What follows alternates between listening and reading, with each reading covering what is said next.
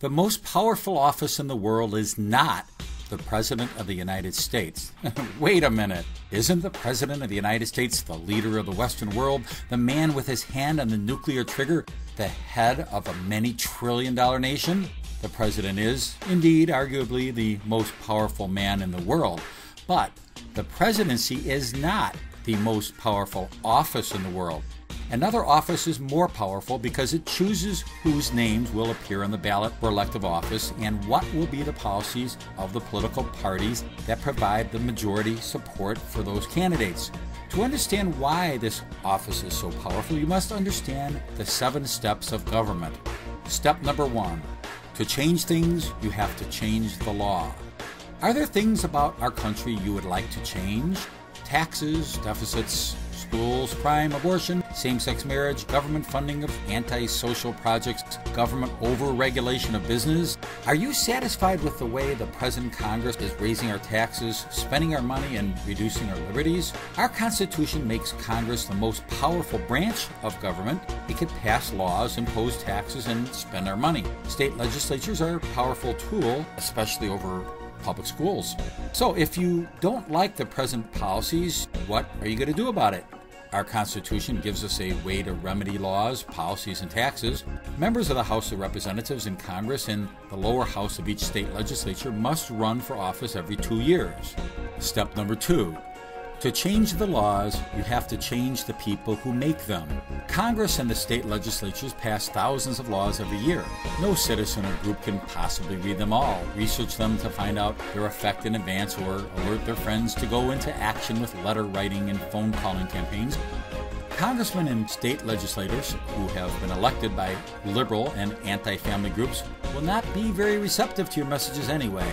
So if you want to change the laws or taxes, you must elect representatives you can reliably count on to vote conservative and pro-family all the time. Step number 3. To be elected, your candidate must be on the ballot. How often have you voted for the quote-unquote lesser of two evils when you didn't like either of the two candidates running for an important office? How often have you wondered why, despite the rhetoric, both candidates seem to back the same anti-conservative, liberal, and anti-family agenda? How many times is a good conservative pro-family candidate not even on the ballot? Step number 4. To get on the ballot in a general election, you have to be nominated for an office in a party primary election or convention. The winners in the party primary or convention will be the candidates who appear on the ballot in November. Except in very rare cases, all candidates must first win a party primary or convention. Write-in campaigns are theoretically possible, but they have rarely succeeded. Third-party candidates are theoretically possible, but unless a candidate has as much money as Ross Perot or a Donald Trump, running as a third-party candidate probably won't be successful, and the votes may not even be counted or reported. Step number 5. Candidates endorsed by the party usually win the primary election. Most voters don't investigate the primary candidates or even find out who they are. Sometimes, many candidates run in the primary for nomination to the same office, and the voters are confused. Only a small minority of Americans vote in primary elections. One of the reasons for the small turnout in primary elections, in addition to voter apathy, is that you usually must declare yourself as a member of one party or another to vote in that primary. Primary election rules vary from state to state, but in most states, in order to vote in a primary, you either have to pre-register as a Republican or a Democrat, or ask for a Republican or a Democrat party ballot on primary election day. Most Americans don't want to do that. The result is that the persons nominated to be the Republican candidates on the ballot in the general election are chosen by those who are willing to declare themselves Republican in the primary or convention that selects the nominees. Sometimes the party organization actually endorses candidates in the primary election. Many voters who don't know much about the candidates vote for the endorsed candidate just because they are disposed to support the party's candidate. Step number 6. Primary endorsements are often made by the party's county committee or township committee, etc., which is elected by the precinct committeeman of the party.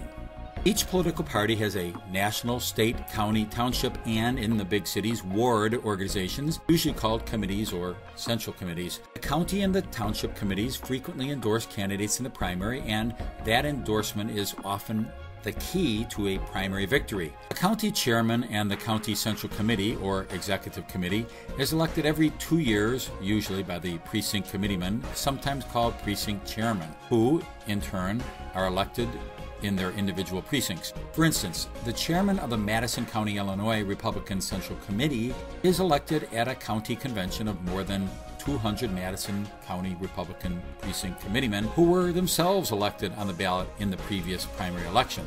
It's not necessary to have a majority of the precinct committeemen to influence the endorsement process. In a typical county where some liberals and some conservatives are, the majority will be party regulars who are interested in patronage and power and not issues. They can be influenced to support your candidate if you can persuasively show that he or she has a good chance to win. For party regulars, winning is the name of the game. It is sometimes easy to be appointed to one of these positions by calling your party chairman. Many precincts have do-nothing committeemen who could be easily defeated because they don't even do their job. So, in our quest to determine the most powerful office in the world, let's follow this sequence to its logical conclusion. To change things, we must change the laws. To change the laws, we must change the people who make them. To get elected, your candidate must be on the ballot. To get on the November ballot, you must win the primary. To win the primary, you must get the support of the people who make endorsements in the primary, who reliably vote in the primary, and who get out the votes of others in the primary. And those people are the precinct committeeman. Therefore, precinct committeeman is the most powerful office in the world because precinct committeemen determine who gets the chance to be elected to office at virtually every level of government. Remember, if your candidate is not on the ballot, he will not be elected. Party rules and titles may vary widely from state to state, but usually the two parties in a given state use the same system. Where Republicans are used, Democrat can be substituted. The term committeeman is an office, not a person, so it could be a man or a woman. Now let's look at the duties of the precinct committeeman. The precinct committeeman is the person who legally is charged with getting out the vote on election day. If he or she does not do the job well, they will pick another committeeman. But if you're a good committeeman, you will ring the doorbell of every household in the precinct and ask polite questions to find out the party affiliation and other political views of every voter. That's called canvassing. Then, before an election, the precinct committeeman will personally deliver campaign literature, such as a marked sample ballot, to every voter who is expected to vote for your party or candidate. Then the precinct committeeman makes sure that all of his voters get to the polls on election day. This is the way elections are won. Here are 4 quick powers and perks of being a precinct committeeman. Number 1, friendly access to neighbors.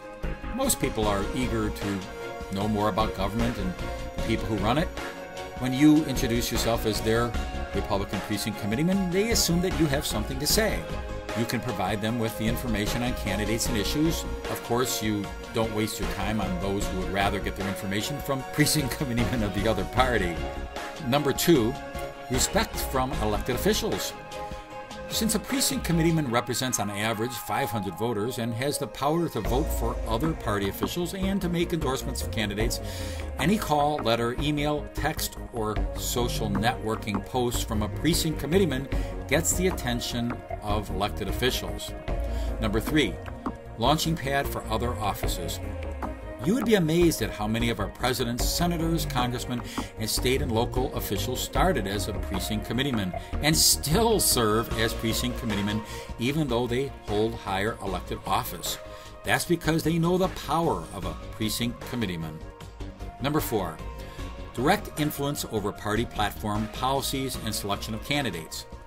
At state, district, county, and township caucuses and conventions, the precinct committeeman is an active player. He or she can have a tremendous influence on the adoption of a party platform and policies, support or opposition to issues, and selection of candidates. So there you have it. The most powerful office in the world and the easiest office to win is the precinct committeeman.